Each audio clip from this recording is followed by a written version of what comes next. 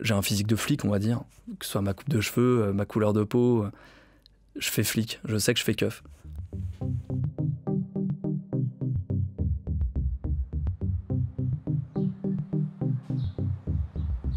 Mes proches ne le voient pas du tout comme ça, mais ça se voit parce que je vois comment les mecs me regardent dans la rue maintenant.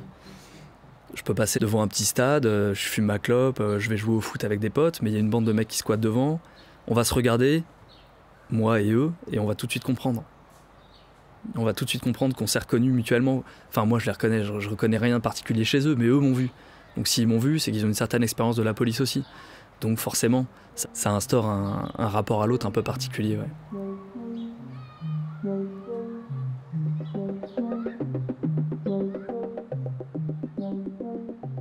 Moi, je pensais qu'avec le petit vécu que j'avais, la vie que j'avais eue avant d'être keuf, je savais déjà pas mal de choses. J'avais déjà vu 2-3 bricoles, j'avais déjà fréquenté des gens très très différents les uns des autres. Je m'étais dit, je suis pas dupe de pas mal de choses. Et en fait, ça n'a rien à voir.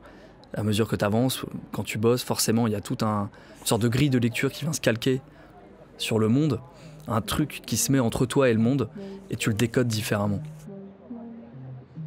Je vois des trucs aujourd'hui que je voyais pas avant, je comprends les choses de manière un peu différente. Quand on passe devant certains types de commerces, par exemple. Le commerce typique de la cité, t'as le kebab, le loueur de bagnole, le petit resto un peu moderne avec des lumières violettes, le bar à chicha tout opaque, avec des vitraux noirs partout, MTV à fond sur tous les écrans.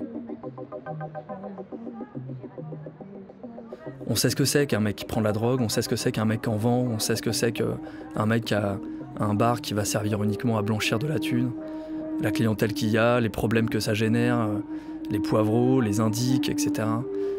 Ça ouvre un peu les yeux quand même.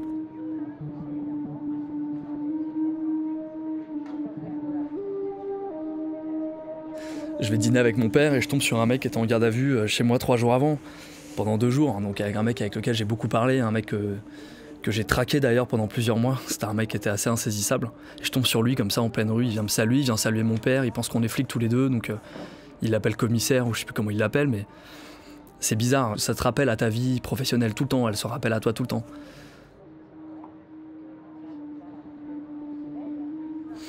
Je sais pas si ça rend schizo, mais ce qui est certain, c'est que ça a tendance à prendre le pas sur tout le reste. Ça va grignoter des parties de ta vie privée, de ta vie civile.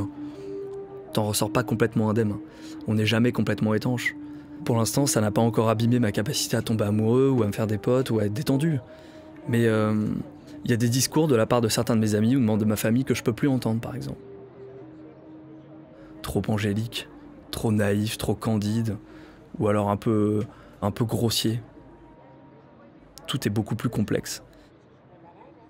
Tu peux avoir agi pour la bonne cause, avoir fait des trucs terribles, fait des trucs dont tu peux te sentir très très fier, mais qui vont être jugés très négativement par ton entourage. Donc il y a des choses que tu apprends aussi à ne plus partager. Tout est gris en fait, il n'y a plus vraiment de blanc et de noir, il n'y a plus de bons mecs, de mauvais mecs. Arte Radio. Il faut pas que ça se calcifie, il faut pas que ça reste mort au fond de soi et qu'on traîne ça toute sa vie, bien sûr. .com. Mais néanmoins, ça se dépose de plus en plus, ça fait des couches qui s'accumulent, et c'est pas toujours évident de les partager. Mais j'y arrive.